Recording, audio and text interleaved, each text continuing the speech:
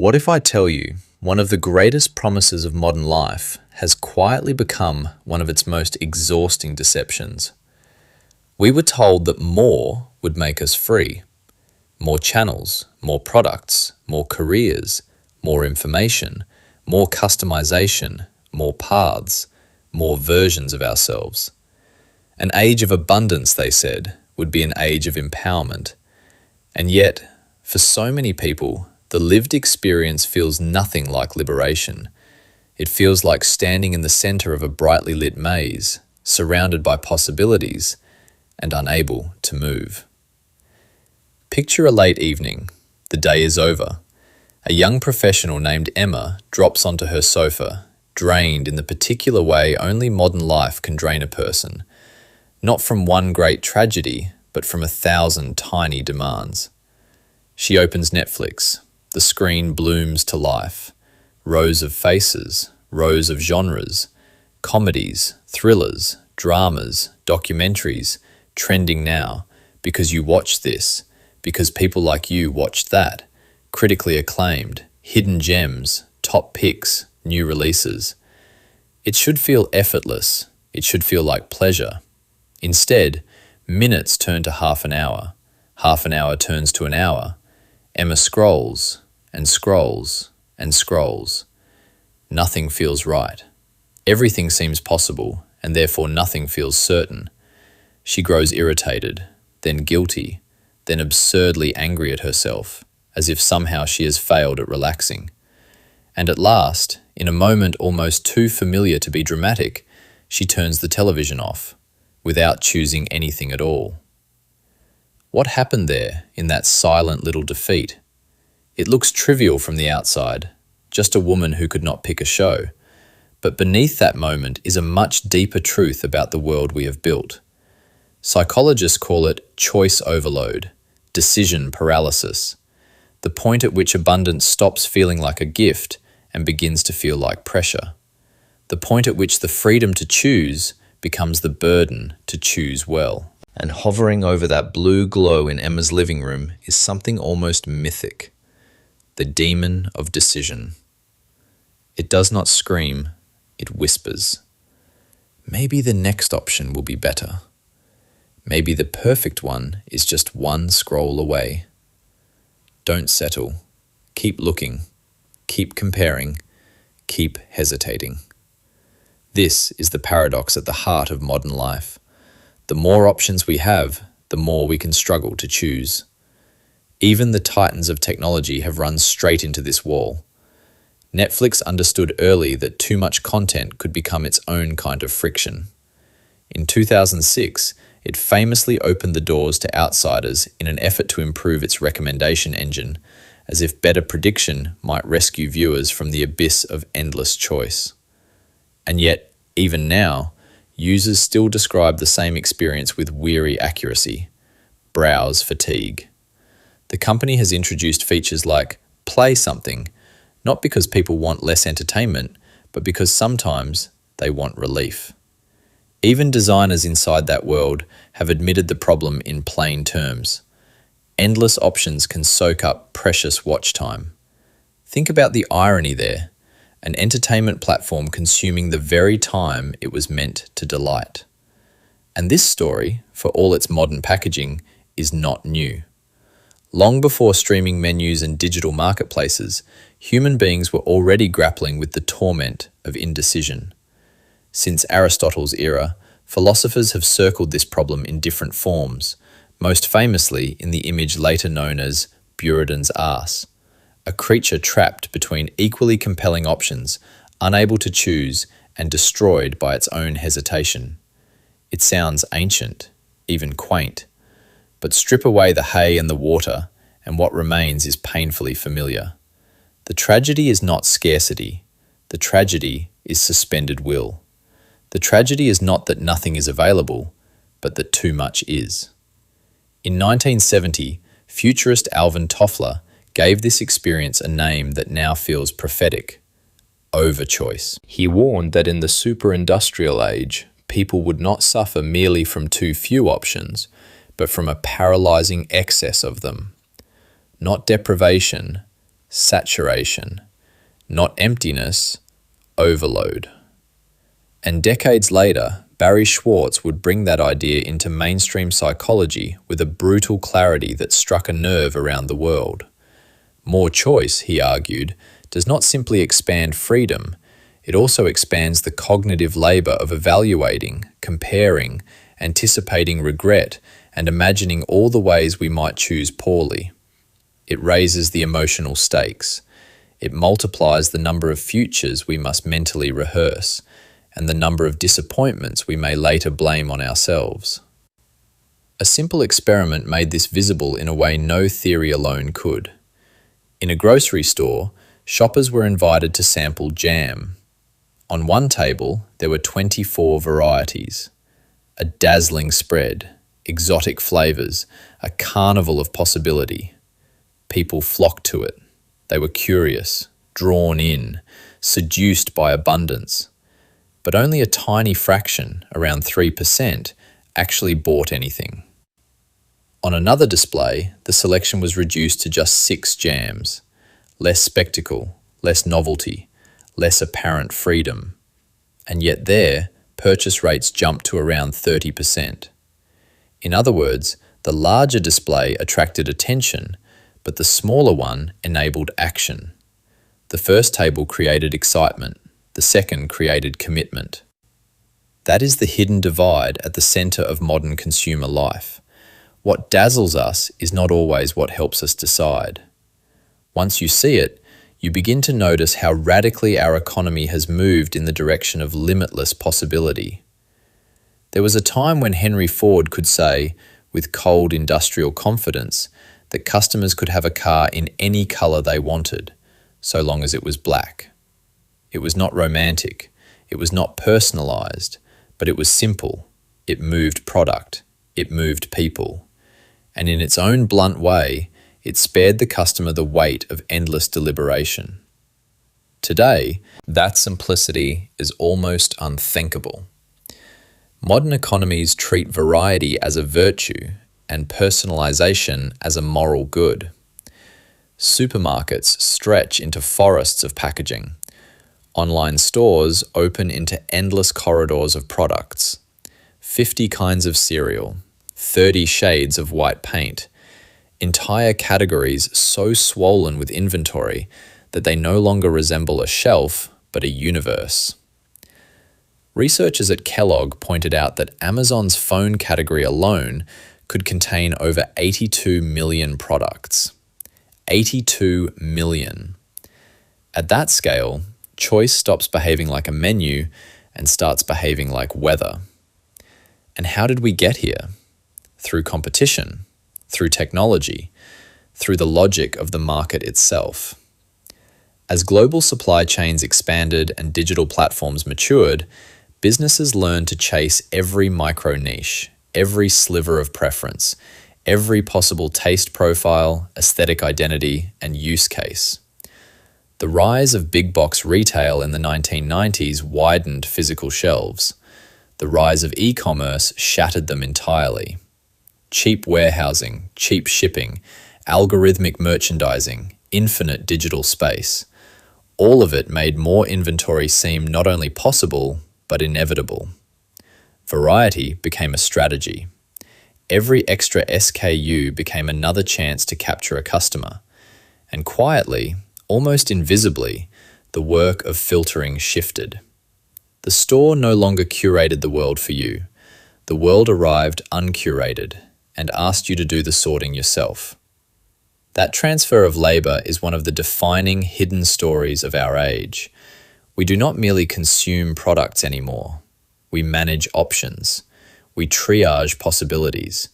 We perform continuous acts of comparison. Which plan, which platform, which school, which investment, which supplement, which delivery app, which password manager, which software suite, which health plan, which insurance tier, which menu item, which vacation rental, which life. The modern consumer is treated like a king, but often feels like an unpaid analyst, and the burden does not fall evenly. Study after study suggests that younger people, in particular, are feeling the strain. In workplaces, researchers have found that employees under 40 report significantly higher levels of choice overload and decision paralysis than older colleagues. This is not because they are less intelligent, not because they are weaker, but because they are navigating systems designed to produce ceaseless comparison, often in environments where every decision feels like it might shape identity, status, income, and future opportunity. Add in social media, where every option can be mirrored against someone else's curated success, and the weight grows heavier still. Look at something as ordinary as dining out. A recent survey found that 86% of Gen Z diners report some form of menu anxiety, compared with 67% of older adults. Menu anxiety. The phrase sounds almost comic until you realize what it reveals. Even the basic act of choosing a meal can become emotionally loaded when prices are rising, options are endless, and the fear of making the wrong choice hovers over every page. Many younger diners now rely on others to decide for them, or delay the decision until hunger itself becomes the only thing stronger than hesitation. What is that, if not a portrait of our time? A civilization so rich in options that even dinner can feel like an exam. The consequences ripple outward into organizations, where indecision is no longer just a private frustration, but an economic cost. One executive described a team that spent 3 weeks deciding on a tool, 3 weeks not building, not shipping, not learning, but circling. Email threads multiply. Meetings recurse into more meetings. Data is requested, then more data, then still more data, not always because the truth is unavailable, but because commitment itself has become frightening. Analysis paralysis is one of the most expensive forms of inaction because it wears the disguise of seriousness. It looks responsible. It sounds intelligent. It feels diligent. But beneath it often lies the same human fear that held Emma frozen before her television. What if we choose and it is not the best choice? Even in medicine, where time can be measured in consequences rather than inconvenience, this pattern appears.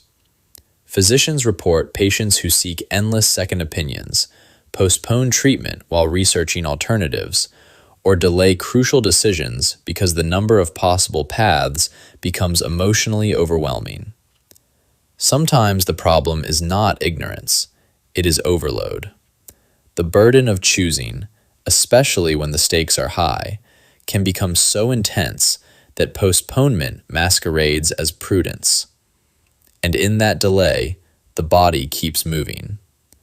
The clock does not pause simply because the mind cannot settle. So here we are, in homes, in offices, in hospitals, in classrooms, in restaurants, in digital marketplaces, watching the same drama repeat at different scales. Supply expands, demand hesitates, the market celebrates abundance, the mind pays the price. Classical economics, for a long time, struggled to fully account for this. In older models, more choice should only improve outcomes. If a person can always reject the worse option and choose the better one, then additional options are simply additional opportunities. What could be wrong with that? But human beings do not make decisions in the frictionless air of elegant theory.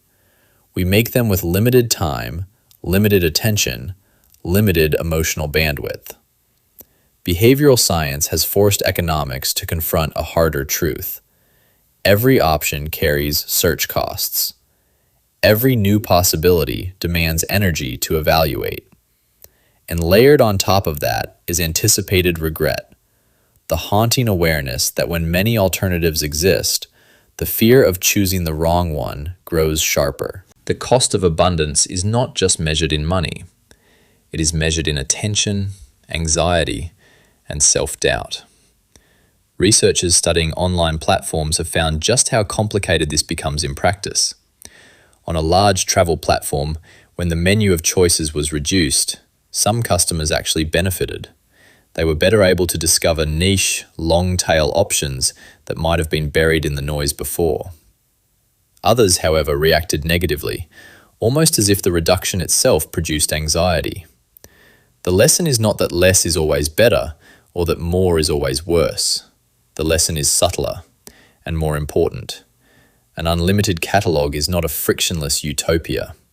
Human beings do not encounter abundance as pure opportunity. We encounter it through perception, through emotion, through the architecture of presentation. And that architecture matters enormously because choice overload is not universal. It does not strike in every circumstance, and it does not affect every person equally.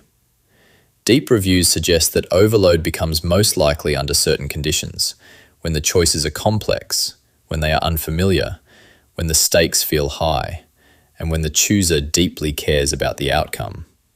Choosing a sandwich can be easy. Choosing a retirement plan can be paralyzing. Selecting a sweater is one thing. Selecting a school, a treatment path, a mortgage, a career move, that is something else entirely. The more consequential the decision feels, the more the mind begins hunting not for a good option, but for the perfect one. And perfection is a mirage that gets farther away the longer you chase it. That may be the cruelest twist of all. In an age that trains us to optimize everything, we become more vulnerable to paralysis because optimization itself is exhausting. The modern mind is continually told that there is a best possible show, best possible diet, best possible job, best possible software stack, best possible partner, best possible life configuration, and that with enough research, enough scrolling, enough comparison, enough vigilance, we might find it. But the search for the best can easily become the enemy of the chosen. We lock ourselves in a hall of mirrors, trying to guarantee a future without disappointment. And because no such guarantee exists, we delay. That is why even the most powerful systems in the world have begun to admit what earlier economic faith overlooked. Human beings need guidance. Netflix curates, apps surface favorites, governments experiment with nudges, designers create decision frameworks, marketers are advised not simply to pile on features, but to reduce clutter, highlight what matters, and structure information in ways the mind can actually handle. Even regulators have begun to hint that the way digital choice is presented may not be merely a matter of design taste, but of consumer protection. The shift is subtle but profound. The question is no longer just how many choices people have. The question is how choices are framed, ordered, surfaced, and simplified without stripping away freedom. And then there are the lives behind the data. Lila is 27, a graphic designer, clever and capable, yet she can spend 30 minutes staring at grocery apps trying to decide what to order for dinner. She compares restaurants, then compares the items within the restaurants, then reads reviews, then reopens the first app, then looks at something healthier, then something cheaper, then something more indulgent because, after all, it has been a hard day. And by the time she finally closes the phone, she's not satisfied. She's just tired. Hungry, irritated, vaguely ashamed. Not because she lacked options, but because the options asked too much of her. Marco is a mid-level manager with a deadline creeping toward him like a tide. He keeps telling himself he will make the decision tomorrow, after one more report, one more spreadsheet, one more conversation. I'll make up my mind. No, I need more data. Maybe tomorrow. Tomorrow becomes next week. The project slips. His team waits. He is not lazy. He is drowning in the modern fantasy that more information will one day remove all uncertainty. It will not. Then there is Anita, a high school teacher standing before a maze of course options for the next semester. electives, overlaps, requirements, interests, trade-offs. She jokes that sometimes she wants to ask the printer for advice or flip a coin. The joke lands because it is true. Here is a woman who teaches decision-making, yet finds herself immobilized by the curriculum of choice. There is something almost cosmic in that irony, the teacher of judgment trapped in the very condition she explains to others. And this is not confined to work or shopping or screens. It spills into kitchens and cars and restaurants and marriages. Parents agonize over schools. Couples lose entire evenings negotiating what movie to watch or what recipe to cook. Families sit under the soft light of a restaurant, menus open, phones out, everyone scanning, comparing, second-guessing. Somewhere in the room, someone says what millions of people have felt but rarely say out loud with full honesty. I wish someone would just tell me what to do. And the remarkable thing is, when a decision is finally made, satisfaction often rises quickly. Relief arrives. The mind settles.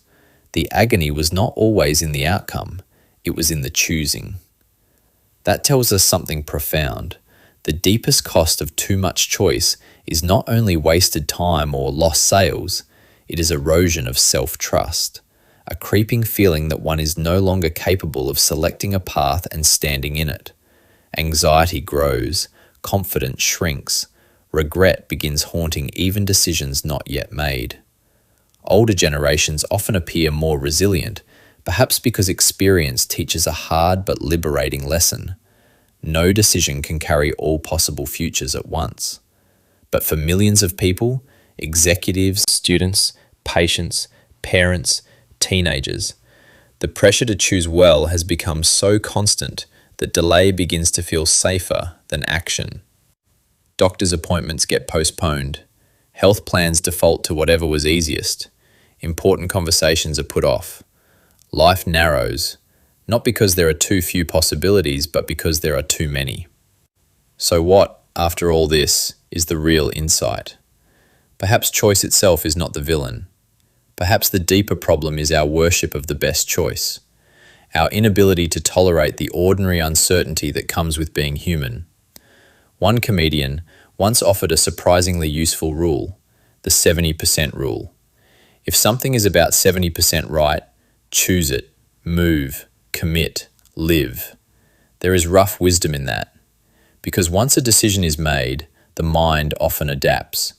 We settle into the path. We stop carrying every unrealized alternative in our hands. We breathe again. This does not mean freedom is meaningless. It does not mean people want to be controlled or stripped of variety. On the contrary, autonomy matters. Variety can delight. Choice can honor individuality. People genuinely do enjoy having options, when those options are structured in ways that respect human limits. The answer is not to return to a world of one black car and one cereal and one path through life. The answer is more humane than that. It is to design systems, markets, interfaces, workplaces, and habits that understand something basic about the human mind. We need enough freedom to feel ownership and enough guidance to keep from drowning. That is why smart choice architecture matters. Defaults matter. Curation matters. Deadlines matter. Trusted experts matter. Personal rules matter. Algorithms, when used well, can reduce noise. Managers can narrow decisions and set firm timelines. Doctors can guide patients through options instead of dumping complexity in their laps.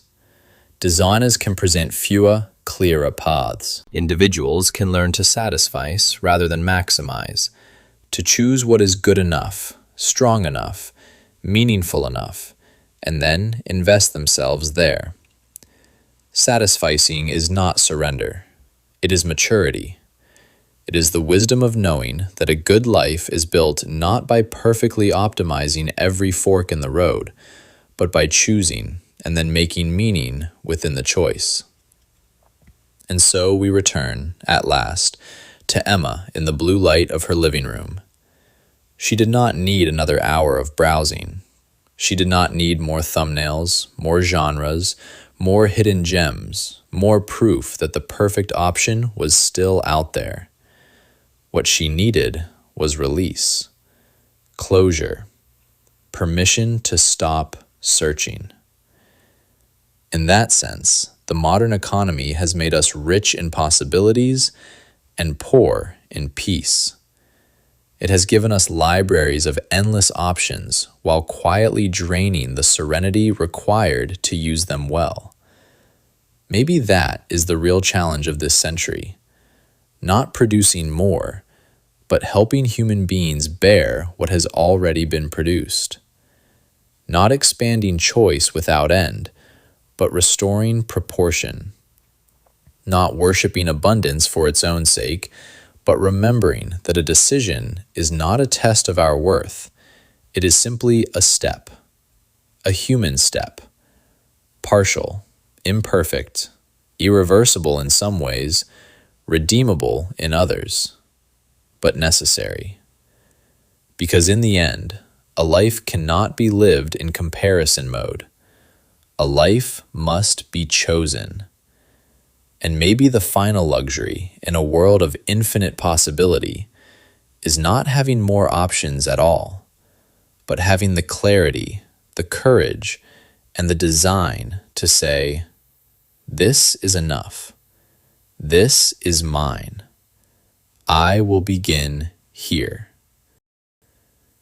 In a world where anything is possible, are we free? Or are we just frozen?